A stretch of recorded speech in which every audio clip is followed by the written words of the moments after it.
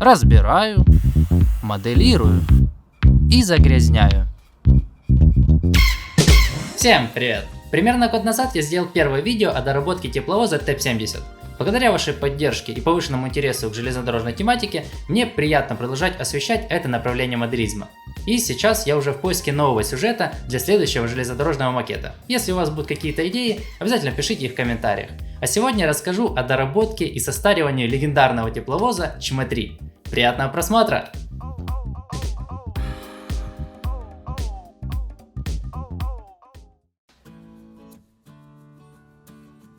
Эта модель австрийского производства фирмы Rocca, представлена в мягкой картонной коробке с прозрачной вставкой.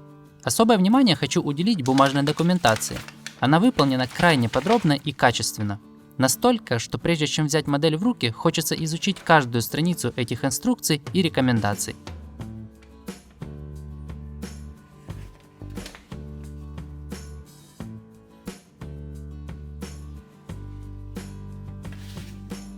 Модель надежно зафиксирована в пластиковом коробе, так что при пересылке почты ничего не повредится.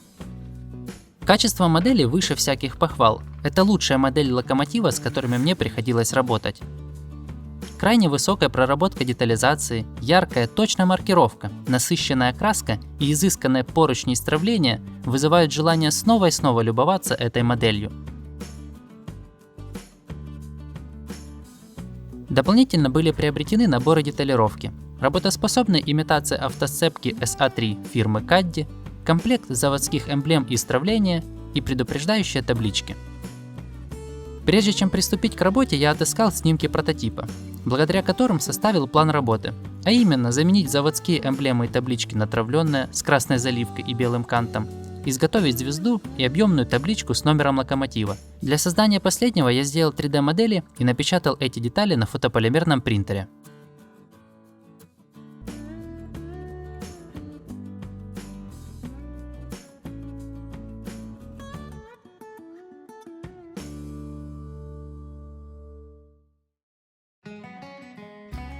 Несмотря на то, что модель вроде бы как новая, ее внешний вид говорит о противоположном. Отсутствует два дворника, потрепанная жизнью антенна, потертость краски и самое главное, нет одного крышевого перила. Чтобы снять корпус, достаточно открутить два винтика, которые находятся под лючками. Из особенностей электроники хочу отметить качественную проработку подсветки номера локомотива, прожектора и ходовых огней, выполненных светодиодами, что позволяет включать каждую группу по отдельности. Для изготовления отсутствующего перила на крыше идеально подходит витая пара.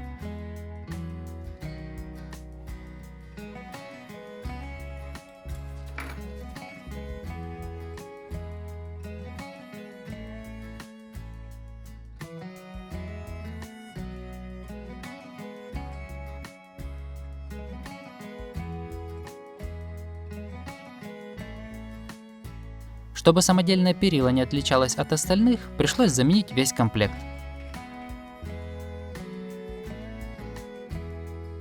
От штатной антенны буду использовать только стойки, сердцевину удаляю.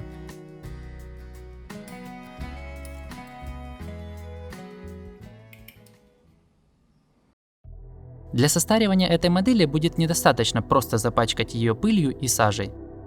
За счет большого количества лючков, дверей и решеток буду делать цветовую модуляцию, задача которой выделить каждый из этих элементов, придавая визуальный объем. Для этого замешиваю оттенок серого на несколько тонов светлее базового и задуваю легким слоем необходимые участки. Моделируя выступающие элементы, всегда маскирую соседние участки, чтобы дополнительно увеличить контраст, форму рисунка и насыщенность краски.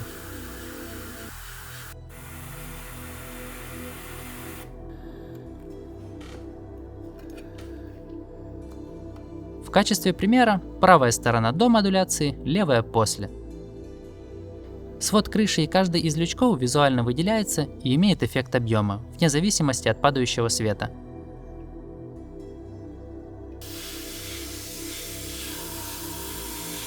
По факту цветовая модуляция – это имитация теней.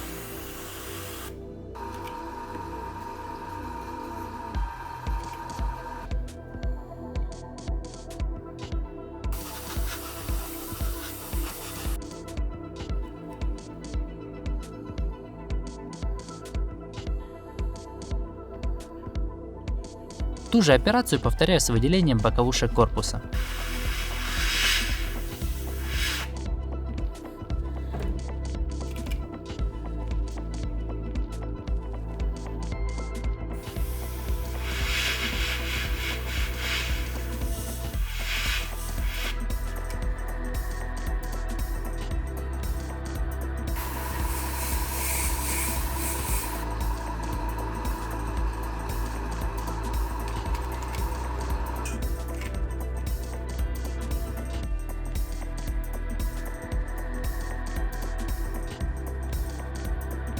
Перед последующим состариванием краски устанавливаю новую деталировку.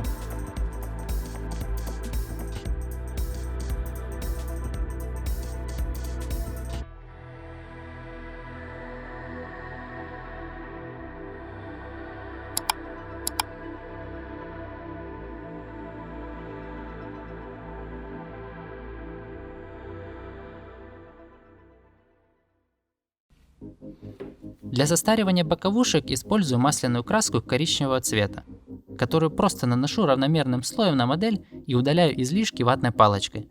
Понимаю, что данный способ выглядит не особо привлекательным в процессе работы, но главное — это качественный финальный результат. За счет поэтапного удаления краски можно контролировать степень загрязнения и направление разводов, что позволяет с первого слоя получить желаемый результат. Более детально об этом способе я уже рассказывал при сборке тепловоза М62. Советую для просмотра.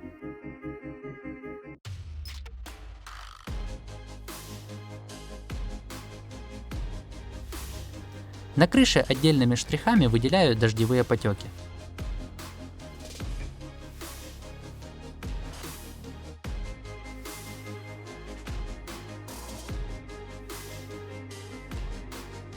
Слой масла приглушает цветовую модуляцию и делает внешний вид модели более реалистичным.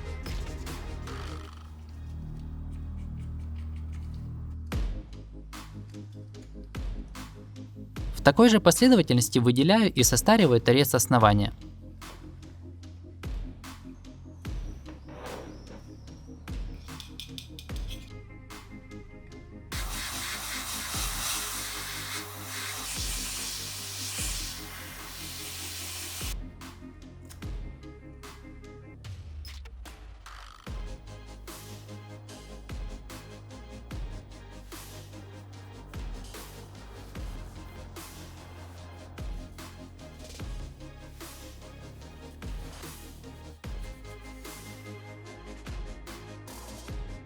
Площадка имеет изысканную имитацию рифления.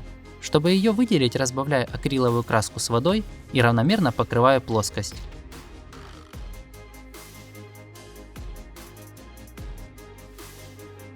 По мере высыхания этой жидкости ватной палочкой убираю излишки из центральной части, имитируя скопление пыли по бокам прохода. Повторяю эту процедуру несколько раз, до тех пор, пока она не будет гармонично смотреться с ответной частью корпуса.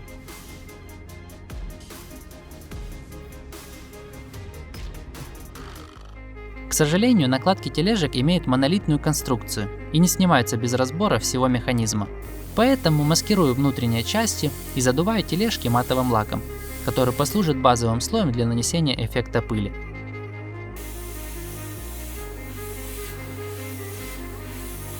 Декоративные накладки не касаются колесных пар и механизмов, поэтому без страха обильно пропитываю их полупрозрачной акриловой краской.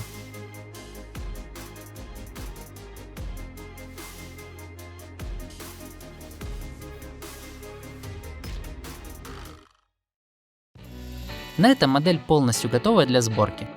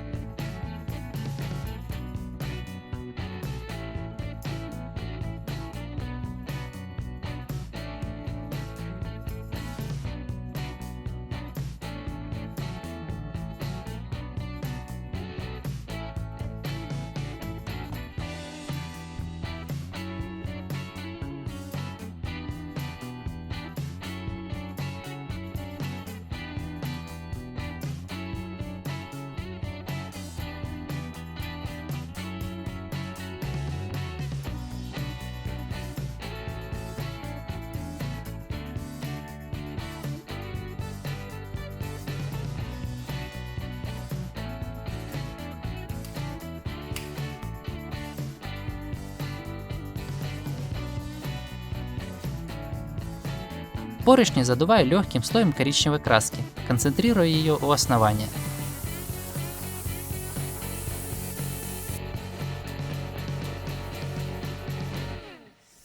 Для дополнительного запыления ходовой использую пигмент темного оттенка чернозема.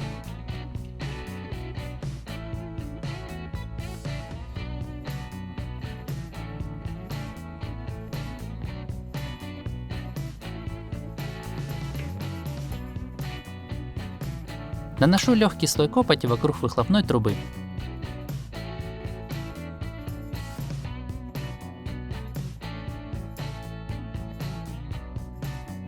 Антенну изготавливаю из эластичной нити. Если ее случайно зацепить в процессе эксплуатации, она не порвется, что делает эту антенну долговечной.